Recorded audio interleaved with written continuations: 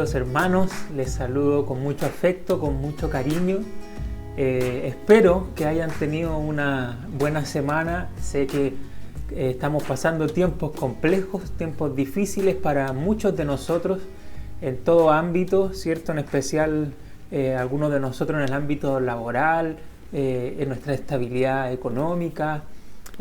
Cada uno está viviendo distintos procesos y circunstancias.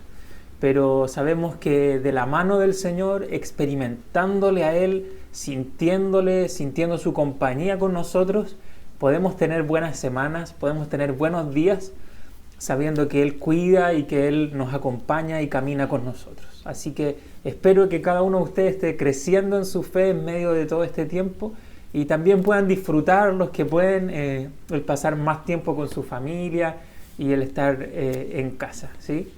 Quisiera invitarles a que busquen en su Biblia, en su aplicación, Mateo capítulo 5, de los versículos 13 al 16.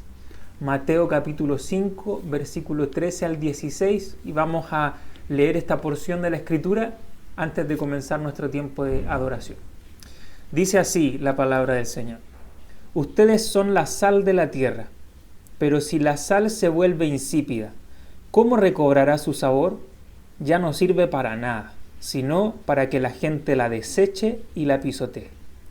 Ustedes son la luz del mundo. Una ciudad en lo alto de una colina no puede esconderse, ni se enciende una lámpara para cubrirla con un cajón.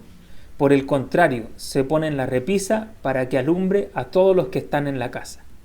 Hagan brillar su luz delante de los hombres, para que ellos puedan ver las buenas obras de ustedes y alaben al Padre que está en el cielo. ¿Sí? Con esta lectura entonces vamos a comenzar nuestro tiempo de adoración al Señor. Hola, les enviamos un afectuoso saludo desde acá de Sydney, la familia Ruópolo La Torre, en especial a todos los varones de la Séptima Iglesia Presbiteriana de Santiago de Chile. Hola, yo quiero mandarle un cariño muy especial y un abrazo grande a todas las mujeres, mis amigas, mis hermanas de la Séptima Iglesia. Hola Chio, te mando un saludo, al igual que a todos los niños que estén ahí viendo este video, les mando un saludo de acá de Australia, un beso. Hola a todos, espero que todos estén súper bien, los extrañamos mucho desde acá, desde Australia, esperamos que sigamos así haciendo como estas videoconferencias para estar todos unidos. Bueno, ahora le vamos a pedir a la Flo que lean Isaías 60 del versículo 1 al 3. Levántate, resplandece, porque ha venido tu luz y la gloria de Jehová ha nacido sobre ti. Porque he aquí que tinieblas cubrirán la tierra y oscuridad las naciones. Mas sobre ti amanecerá Jehová y sobre ti será vista su gloria. Andarán las naciones a tu luz y los reyes al resplandor de tu amanecer. Isaías 60 del 1 al 3. Ahora les invito a que tengamos un momento de oración. Señor, en esta mañana te queremos pedir que primeramente agradecerte, Señor, de que podemos tener este momento de adoración, Señor, en comunión con toda nuestra iglesia, Señor, que a pesar de la distancia, Señor, podemos unirnos y poder alabar tu nombre. Recibe, Señor, con un corazón sincero nuestra alabanza, Señor, nuestro agradecimiento, porque has sido maravilloso en este tiempo, porque has bendecido a tu iglesia, has bendecido a tu pueblo, Señor, y sabemos que estás cuidándonos, Señor, de todas las cosas que acontecen. Todas estas cosas, Señor, te las agradecemos y te pedimos, Señor, una bendición especial para cada uno de los hermanos que están en este culto. En nombre de nuestro Señor Jesucristo. Amén. Amén. Amén. Bueno, eso era todo. Sí, ya nos despedimos. Fue lindo poder compartir con ustedes este culto.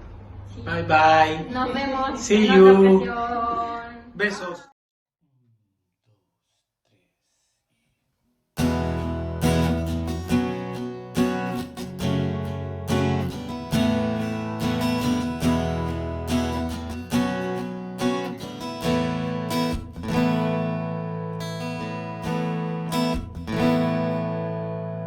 Tú eres la luz que brilló en las tinieblas.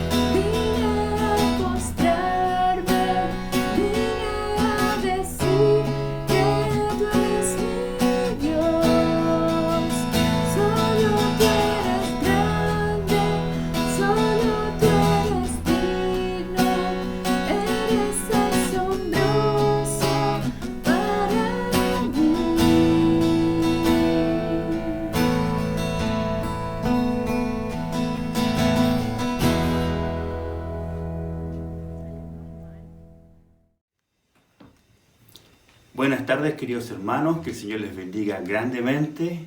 Les mando junto a mi familia un cariñoso y fraterno abrazo, esperando que nuestro Dios esté con ustedes en estos momentos en la distancia. Quiero invitarles que nos presentemos delante del Señor, primeramente leyendo un texto bíblico en el profeta Isaías, capítulo 58, versículos 5 al 8. Dice así la palabra del Señor. ¿Acaso el ayuno que he escogido es solo un día para que el hombre se mortifique? ¿Y solo para que incline la cabeza como un junco, haga duelo y se cubra de ceniza? ¿A eso llaman ustedes día de ayuno y el día aceptable al Señor? El ayuno que he escogido no es más bien romper las cadenas de injusticia y desatar las correas del yugo, poner en libertad a los oprimidos y romper toda atadura? ¿No es acaso el ayuno compartir tu pan con el hambriento y dar refugio a los pobres sin techo? ¿Vestir al desnudo y no dejar de lado a tus semejantes? Si así procedes, tu luz despuntará como la aurora, y al instante llegará tu santidad. Tu justicia te abrirá el camino, y la gloria del Señor te seguirá. Amén. Les invito a que nos presentemos delante del Señor mediante una oración de confesión, pidiendo de Él su perdón. Oremos.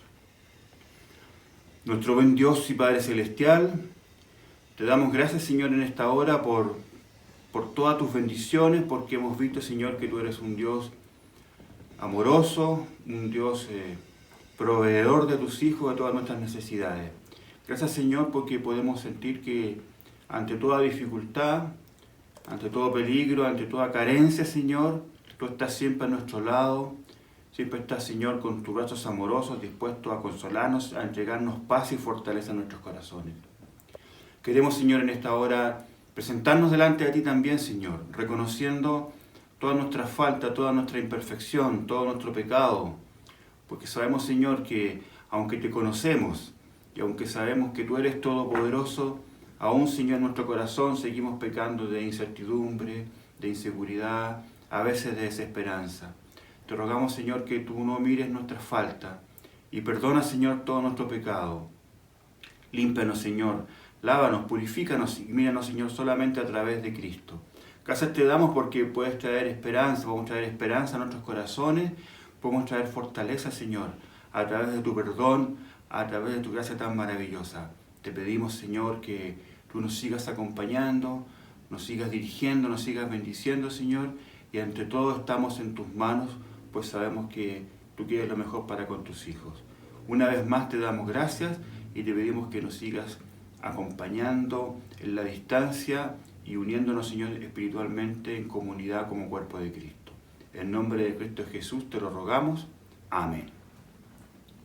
Queridos hermanos, que el Señor les bendiga grandemente.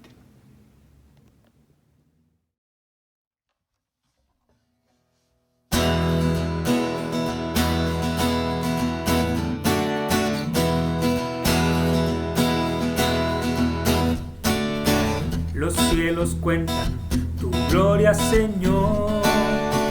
El firmamento anuncia tus obras. De día y noche es oída su voz, proclamando tu grandeza.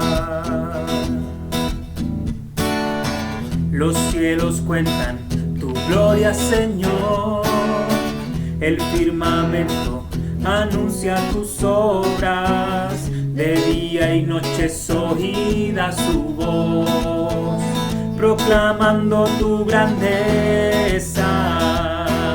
Y yo proclamaré tu grandeza y tu poder, anunciaré con mi vida que tú eres el Rey, y como el cielo y las estrellas, portador de tu gloria seré. Y yo proclamaré tu grandeza y tu poder, anunciaré con mi vida que tú eres el Rey, y como el cielo y las estrellas, portador de tu gloria seré. Los cielos cuentan tu gloria, Señor. El firmamento anuncia tus obras. De día y noche es oída su voz, proclamando tu grandeza.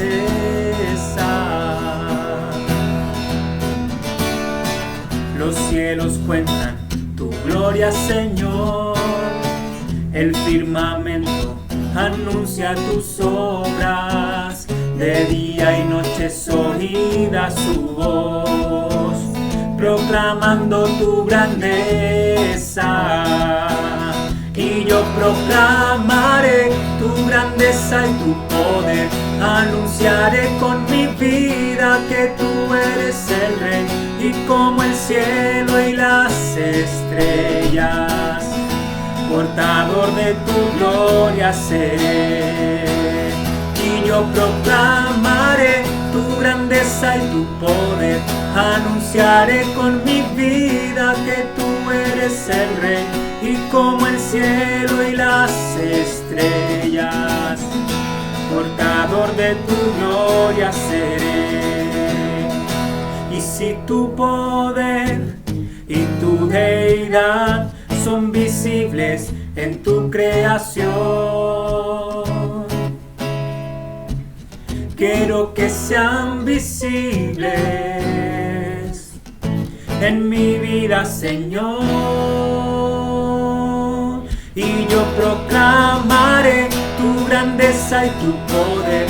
Anunciaré con mi vida que tú eres el Rey.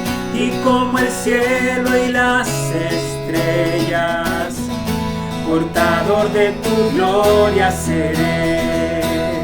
Y yo proclamaré tu grandeza y tu poder. Anunciaré con mi vida que tú eres el Rey. Y como el cielo y las estrellas, portador de tu gloria seré.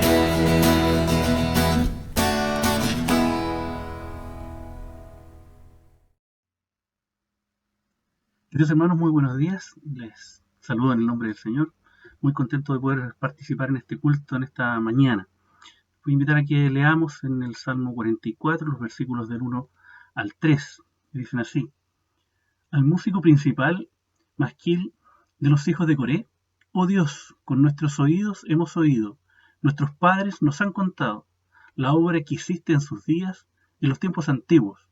Tú con tu mano echaste las naciones y los plantaste a ellos, afligiste a los pueblos y los arrojaste, porque no se apoderaron de la tierra por su espada, ni su brazo los libró, sino tu diestra y tu brazo y la luz de tu rostro, porque te complaciste en ellos.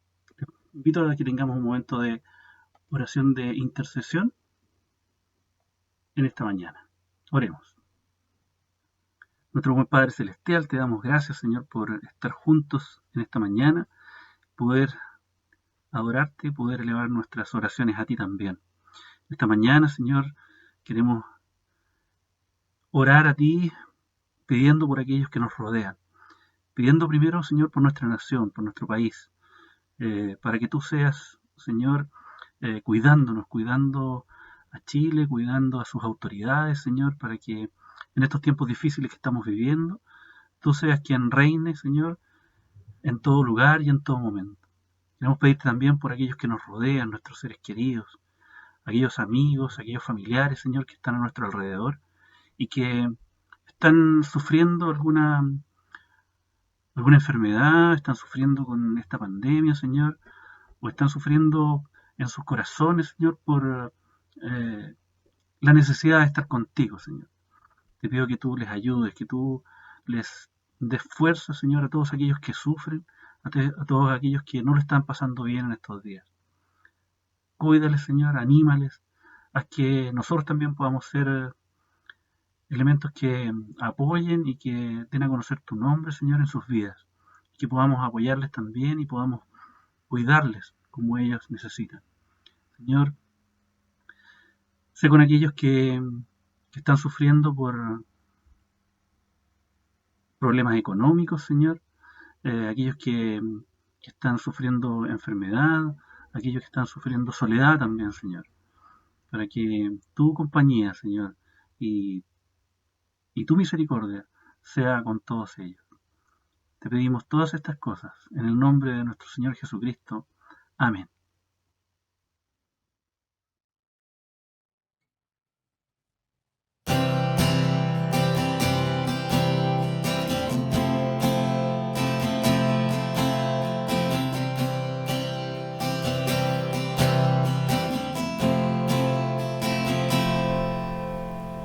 Desde la eternidad nos escogiste para ser tu pueblo en Jesús. Nos incluiste en tu plan perfecto, en la historia de la redención.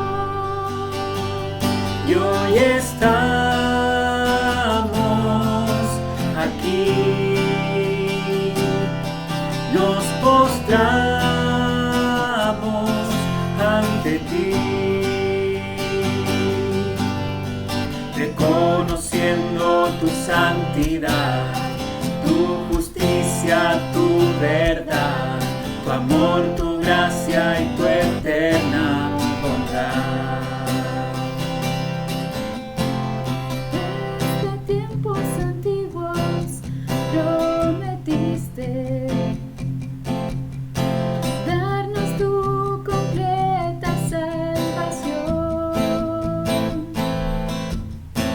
Tu pacto confirmaste, no fallaste. A pesar de nuestra transgresión. Y hoy estamos aquí,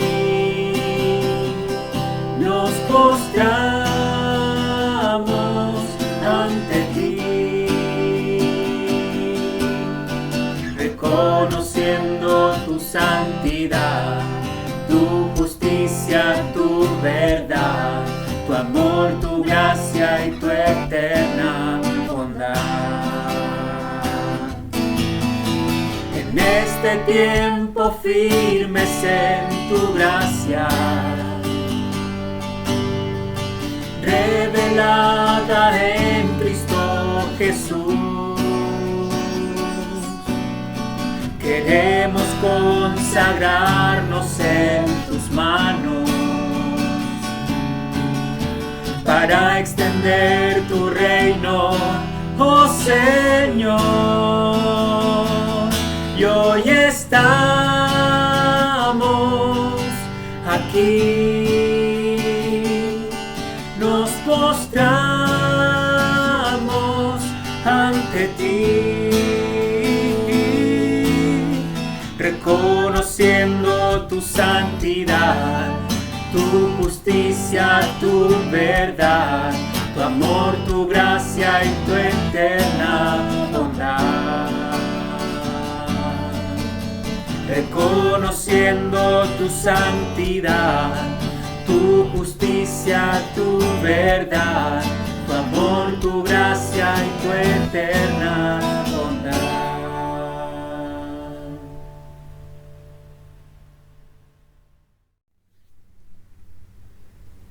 Bien, antes de poder comenzar nuestro tiempo de reflexión en la palabra, les voy a invitar a que tengamos un minuto de oración. Señor, queremos en esta hora pedirte, Señor, que tú abras nuestro corazón para poder escuchar atentamente tu palabra, para poder en nuestra mente, Señor, priorizar el mensaje de tu palabra, poder dejar las demás preocupaciones a un lado, Señor, concentrarnos en tu palabra y pedirte, Señor, que tu gracia sea transformando nuestra vida por medio de la escucha activa de tu palabra. Señor, quiero pedirte que uses mi vida en esta hora para ser un canal de tu verdad a la vida y al corazón de cada uno de quienes está escuchando y viendo este video. Te lo pedimos en el nombre de Jesús. Amén. La semana pasada, el domingo pasado, terminamos reflexionando acerca del llamado de Dios a alegrarnos en medio de la persecución, ¿sí?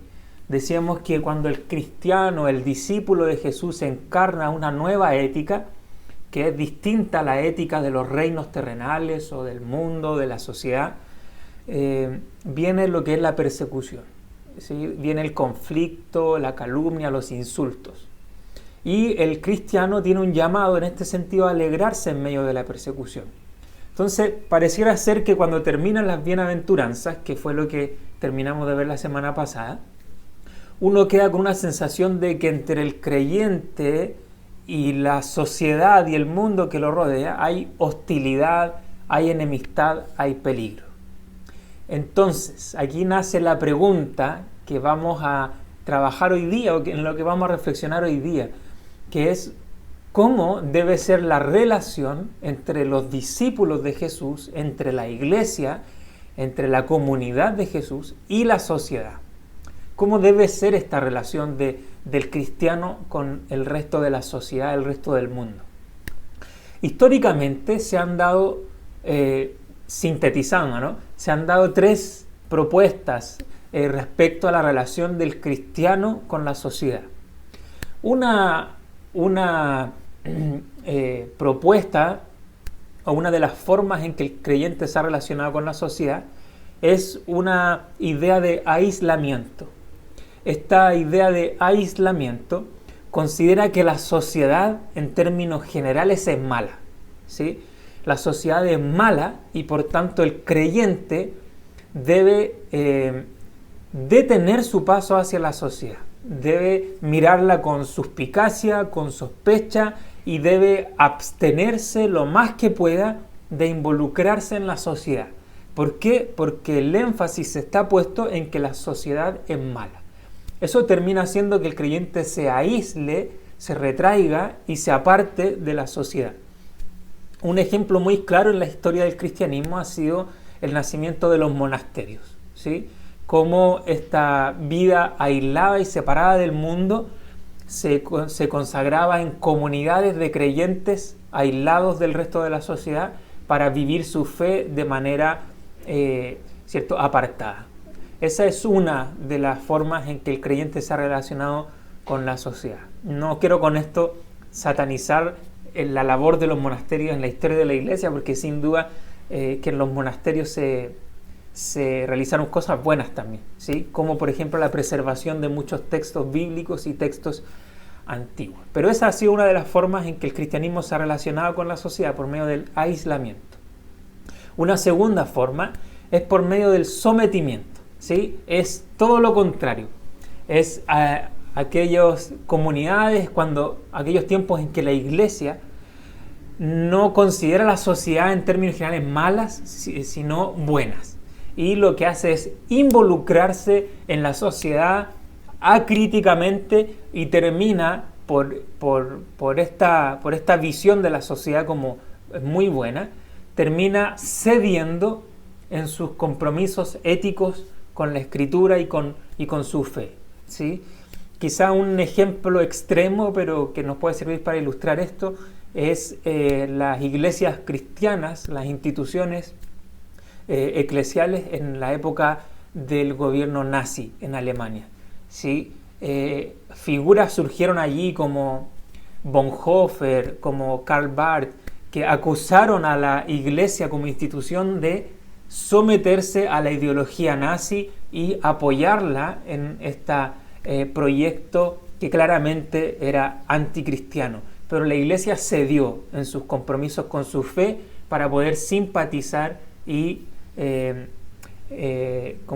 involucrarse en esta ideología que imperaba en su sociedad.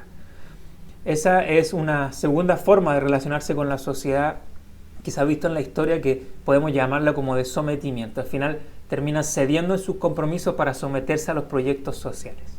Pero hay una tercera forma de involucrarse o de relacionarse con la sociedad, que es la de influenciar para transformar, ¿sí?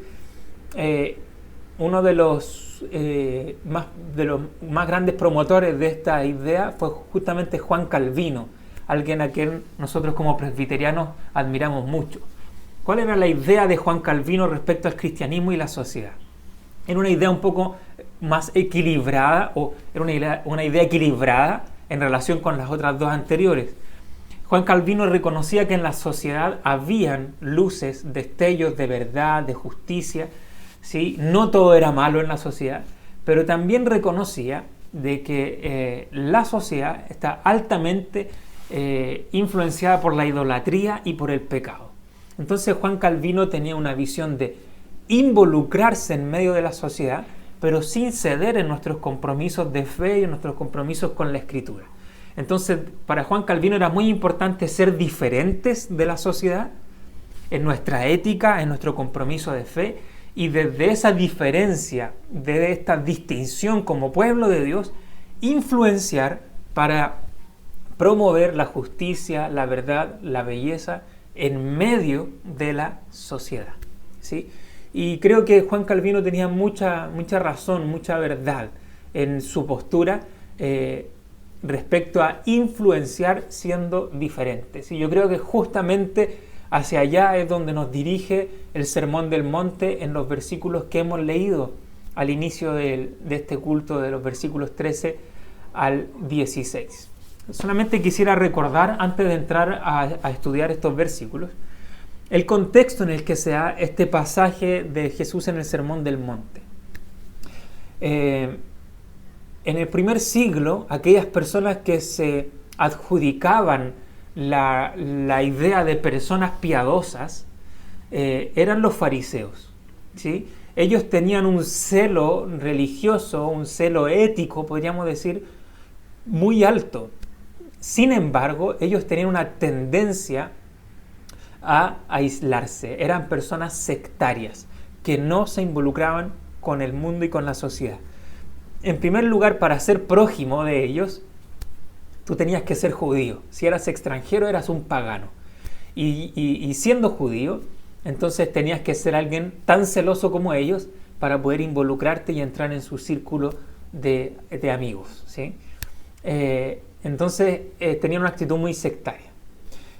Eso en el contexto de Jesús. Ahora, en el contexto al cual escribe Mateo, los primeros lectores de esta carta, de este evangelio, eran personas que estaban siendo, por una parte, perseguidos por los romanos y por otra parte, viviendo una hostilidad muy grande de parte de los judíos, que eran los religiosos de esa época, y que atacaban a los cristianos por no ser fieles al judaísmo, y por otra parte los cristianos sentían la hostilidad del imperio romano, ¿cierto? Que estaban ahí constantemente oprimiéndolos y persiguiéndolos. Entonces, para los cristianos del primer siglo era muy complejo vivir su fe, porque parece que no encajaban en ninguna parte, ¿sí? Entonces es muy significativo recibir este mensaje de Mateo para animarlos a que efectivamente sigan siendo diferentes, ¿sí? A que esta idea de no encajar es muy bíblica, ¿sí? Es muy fiel al mensaje de Jesús. Jesús dice, sean diferentes, pero siendo diferentes, no sean igual que los fariseos, no sean sectarios, no se aíslen, sino influyan, participen e incluso, es muy linda esta idea, sirvan a aquellos que los persiguen. Tremendo, como el mensaje del Evangelio nos invita a servir a aquellos que son hostiles con nosotros. Entonces, partamos viendo el texto en primer lugar en el versículo 13 del capítulo 5 de Mateo, que nos dice lo siguiente: ustedes son la sal de la tierra, pero si la sal se vuelve insípida, ¿cómo recobrará su sabor? Ya no sirve para nada, sino para que la gente la deseche y la pisotee. Hay dos ideas que podemos sacar a partir de este versículo. Una idea respecto a la sociedad y una idea respecto a los discípulos de Jesús o a los cristianos. Con respecto a la sociedad, lo primero que nos muestra este texto es que la sociedad es una masa que tiende hacia la insipidez, si existe esa palabra, que tiende hacia ser insípida y tiende hacia la descomposición. Mientras la sociedad más busca apartarse de la ética cristiana, de la ética bíblica, mientras nuestra sociedad más busca desprenderse de una ética de temor a Dios y de amor al prójimo, la vida en este mundo, en esta sociedad, se vuelve cada vez más insípida, cada vez más sin sabor. Hay un autor norteamericano llamado John Gray, que es muy conocido por un texto que él escribió llamado Los hombres son de Marte, las mujeres son de Venus. ¿Sí? Ese es su texto más conocido. Sin embargo, en otro texto, este autor dice lo siguiente respecto a la vida en nuestras sociedades modernas. Dice, el consumo de drogas es una admisión tácita de una verdad prohibida. Esta verdad es que para la mayoría de la gente la felicidad es inalcanzable. Es muy potente lo que dice John Gray, o lo que él reconoce en las sociedades actuales. Él reconoce un síntoma, y es de que las adicciones, no solamente las drogas, sino que las adicciones en generales, son una muestra explícita de que la vida moderna, la vida contemporánea, se ha vuelto insípida, se ha vuelto sin sabor. Y que para sazonar la vida en la actualidad, yo necesito grandes dosis de algo que me haga sentir vivo, que algo que de alguna forma sazone mi vida que es tan insípida. Pensemos en adicciones no solamente como las drogas, ¿cierto? El alcohol, las drogas duras, sino que pensemos también en adicciones como el consumo, la pornografía, que de alguna forma intentan llevarnos a dosis de sazón para nuestra vida tan vacía. El problema es que las adicciones, sea cual sea, lo único que generan en la vida del hombre y de la mujer es la descomposición. Aquí encontramos estas dos realidades que Jesús ya describía en el primer siglo, ¿sí? Obviamente la sal lo que hacía era, por una parte, sazonar, y por otra parte, en la antigüedad, cuando no existían los refrigeradores, ¿sí? Las comidas se evitaba o se retrasaba su descomposición por medio de la sal. Entonces nuestras sociedades tienden hacia eso, hacia vivir una vida insípida, pero también a vivir una vida de descomposición. La vida se destruye, se deshumaniza en nuestras sociedades sin el Evangelio, sin la luz del reino de Dios. Entonces el texto nos señala una segunda verdad, ¿cierto? La primera verdad es respecto a la sociedad, la segunda verdad es respecto a los discípulos de Jesús. Y el texto nos dice que Jesús nos da una nueva identidad, dice, vosotros sois la sal. Entonces, en este sentido, los creyentes tenemos un llamado en nuestra sociedad. Pero esta metáfora es muy rica por esto, porque nos dice que como discípulos de Jesús somos la sal que hemos sido esparcida entre medio de la sociedad, ¿sí? La sal, si uno la echa arriba de la comida, de la ensalada, no sirve mucho, ¿cierto? Hay que revolverla. Y en ese sentido, los discípulos, ya en esta metáfora, se nos llama a esparcirnos entre medio de la sociedad. ¿Para qué? Para poder, por un lado, dar sabor a la vida de la sociedad, y por otra parte, para detener la descomposición de nuestra sociedad. Entonces miremos esto a la luz de las virtudes, de las bienaventuranzas en las cuales ya nos han mostrado a grandes rasgos cómo es la ética, cómo es la vida del creyente en medio del mundo. Y ahí vamos a ver cómo por una parte la ética del creyente le da sabor a la vida y por otra parte detiene la descomposición de la vida en el mundo. Entonces tú sazonas la tierra cuando lloras con el que llora, cuando muestras compasión con el que sufre, o cuando trabajas por la paz y el bienestar de tu entorno. Te transformas en una bendición que sazona la vida insípida de otros. Por otra parte, tú detienes la descomposición de la tierra cuando respondes con humildad a quien te ataca y no continúas con el ciclo de odio y violencia. Cuando vives con rectitud en un mundo sin valores, o cuando defiendes la justicia, aunque ello te lleve a la muerte. Así que, como sal de la tierra, tenemos un llamado a sazonar y a evitar la descomposición de nuestra sociedad. Ahora, miren cómo termina el verso 13. Dice que si la sal ya no sazona, entonces no sirve para nada.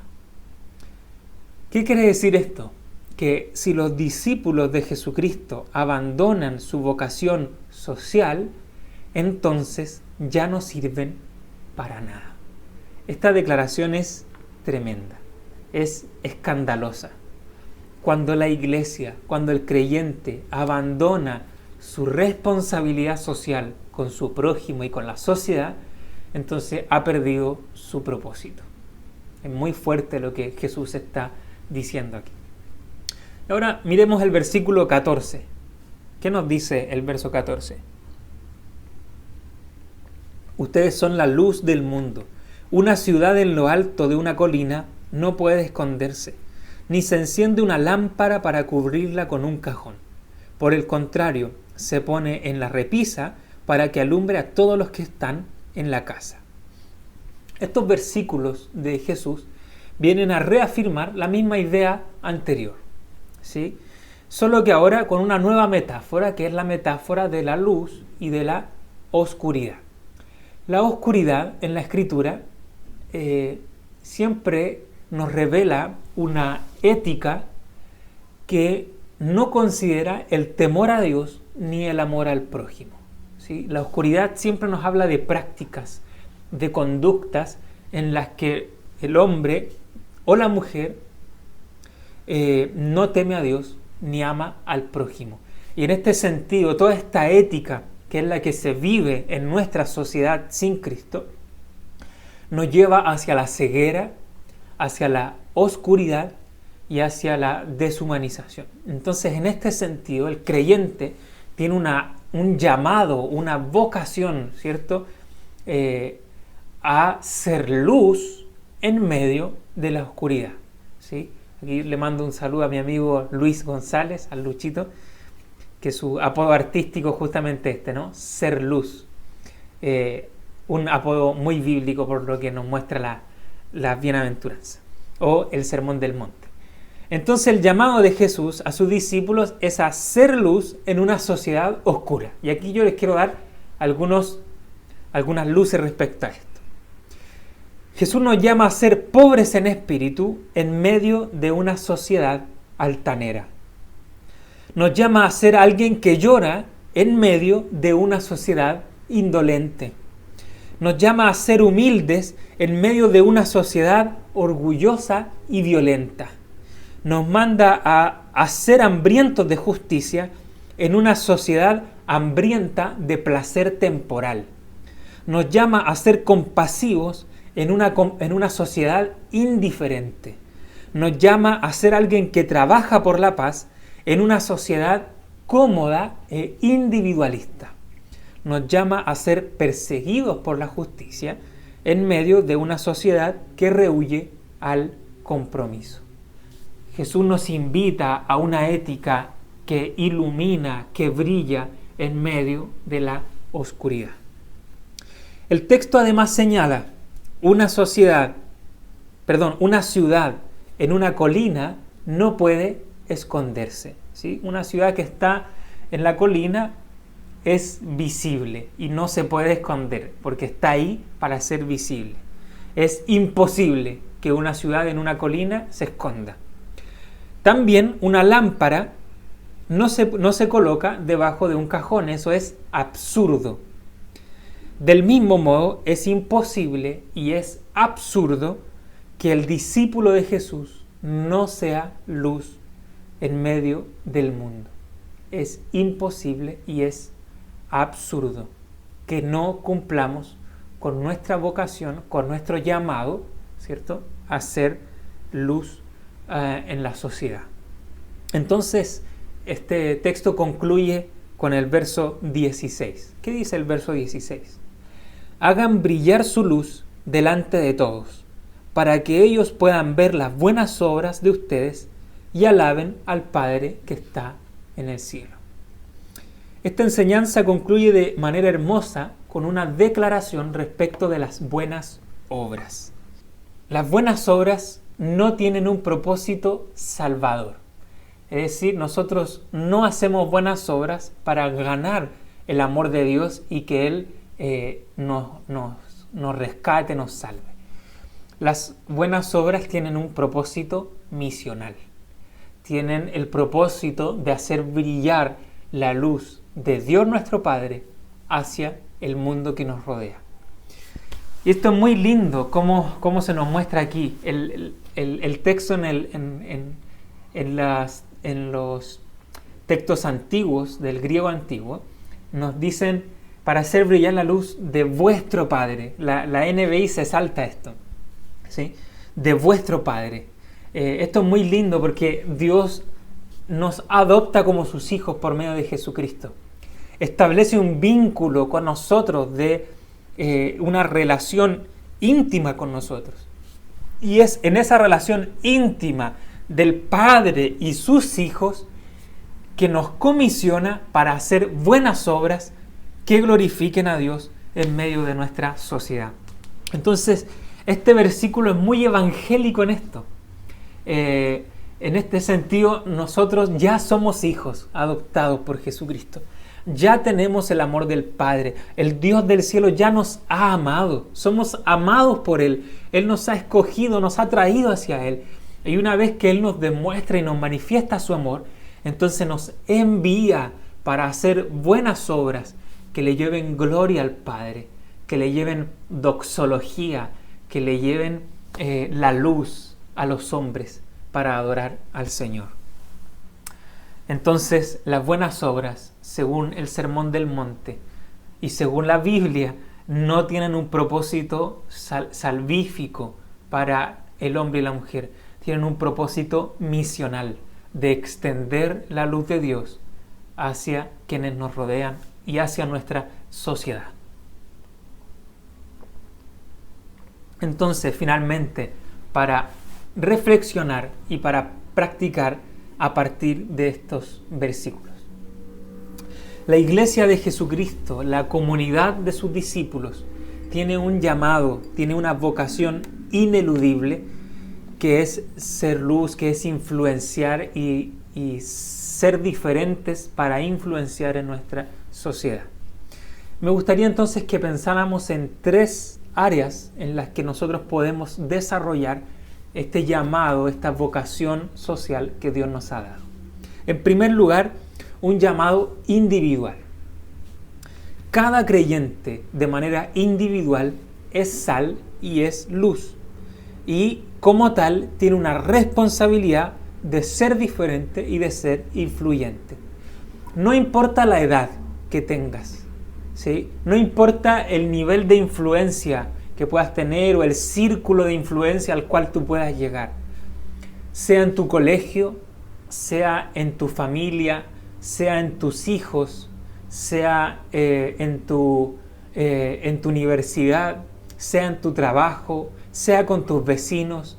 En cada espacio en el que Dios te haya colocado, tienes un llamado, en primer lugar, a detener la oscuridad, a detener la maldad, a acusar y reprender las obras de maldad que deshumanizan y que traen pobreza a la vida de las personas.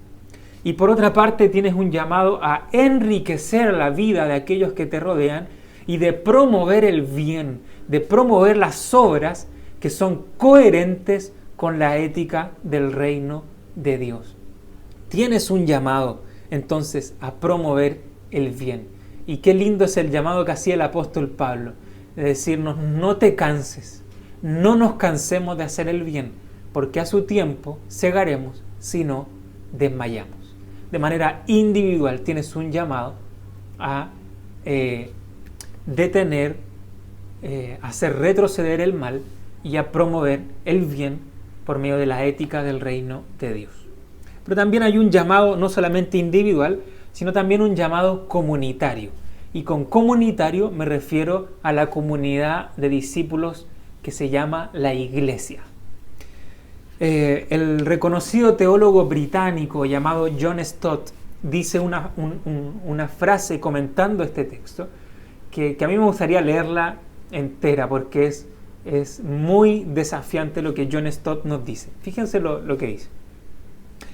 La sal cristiana no tiene derecho de quedarse apretujada en elegantes saleritos eclesiásticos.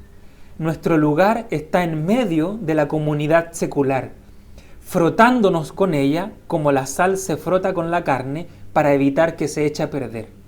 Y cuando la sociedad se echa a perder, nosotros los cristianos tendemos a elevar nuestras manos en horror pío y hacer reproches al mundo no cristiano. Pero, ¿no deberíamos más bien reprocharnos a nosotros mismos? Difícilmente se puede culpar a la carne de que no ha sido salada. Difícilmente se puede culpar a la carne que no ha sido salada por echarse a perder. Ella no puede hacer nada más. La pregunta real que debe hacerse es: ¿dónde está la sal? Qué tremendo esta cita de John Stott. Es muy desafiante, muy provocativa para la iglesia. Porque como iglesia debiéramos indignarnos menos por la pobreza ética que tiene nuestra sociedad. Debiéramos brillar más en medio de nuestra sociedad. En este sentido, cuando vemos nuestros programas eclesiales, cuando nosotros programamos lo que va a ser nuestra labor, nuestras actividades como iglesia, ¿se ve allí la vocación de la iglesia? ¿Se ve la iglesia brillando en medio de toda la oscuridad que hay en nuestra sociedad? Es una pregunta que debiera hacernos reflexionar y desafiarnos como iglesia. Y en tercer lugar, aparte del llamado individual y del llamado comunitario, quisiera invitarles también a entender esta vocación social a un llamado cultural. Un profesor de teología norteamericano llamado William Dearness cuenta que en cerca de los años 1930, un productor en Estados Unidos, que era un productor de la 20th Century Fox, esta famosa, reconocida, este famoso y reconocido estudio de cine, ¿cierto? Escribió cartas a varias universidades evangélicas pidiéndole que mandaran a alguno de sus jóvenes a que pudieran ir a Hollywood a escribir y ayudar a escribir guiones que fueran buenos y que fueran edificantes. Y para poder, por medio de la 20th Century Fox, hacer películas que influenciaran a toda la sociedad. Era una tremenda oportunidad, ¿sí? Que una productora de este nivel llame a las universidades evangélicas para que envíen jóvenes a escribir guiones buenos y edificantes. ¡Qué tremenda oportunidad! Todas las iglesias respondieron que no, ¿sí?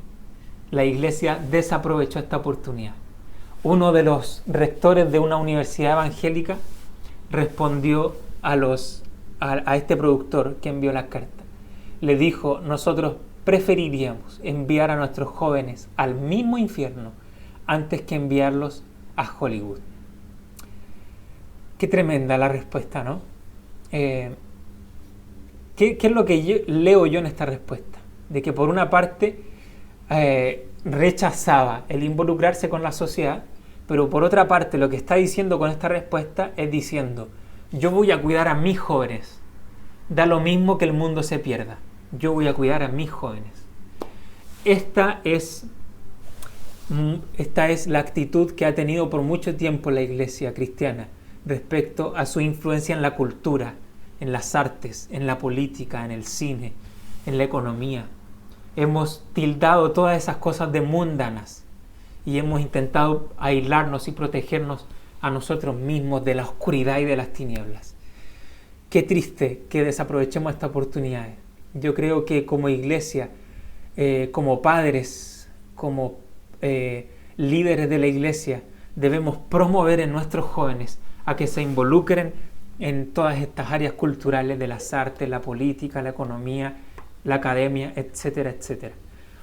Debiéramos recordar aquí las palabras de un hombre llamado Sir Frederick Catherwood. Él decía lo siguiente: tratar de mejorar la sociedad no es mundanalidad, sino amor. Lavarse las manos de la sociedad no es amor, sino mundanalidad. Que el Señor nos ayude en este llamado. Me invito a que tengamos un tiempo de oración. Señor, te agradecemos por tu palabra y por el desafío que ella nos da de poder salir de nuestros círculos de seguridad, de nuestros círculos de indiferencia, de nuestros círculos de comodidad evangélica, para poder responder al llamado que tú nos has hecho, de poder ser una comunidad que bendice a la sociedad, que por una parte acusa todas aquellas cosas que son deshumanizantes y que están destruyendo y descomponiendo nuestra sociedad, nuestra cultura y la humanidad, pero por otra parte también para promover el bien y ser luz en medio de una ciudad, en medio de una sociedad oscura. Señor, sella esta tu palabra en nuestros corazones y que como iglesia también podamos responder de manera responsable a esto. Que nuestros programas eclesiales, que las dinámicas de nuestra iglesia dejen de estar centradas en sí mismas y podamos ser una comunidad que sirvan al mundo, porque ese es tu llamado para nuestra vida. Señor, sella esta palabra en nuestras vidas. Y ahora, Señor, quiero pedirte tu bendición para esta semana que comienza, para que tú nos des un corazón atento, un ojo atento, para ver las oportunidades que tú nos das en medio de este tiempo, de servir a nuestros vecinos, de servir a nuestros familiares y de servir a todos aquellos, Señor, que tienen necesidad y que en los cuales, en esos espacios en los cuales nosotros podemos ser luz, Señor, en medio de este tiempo. Que tu bendición esté con cada uno de nosotros y con nuestras familias, en el nombre de Jesús. Amén y amén.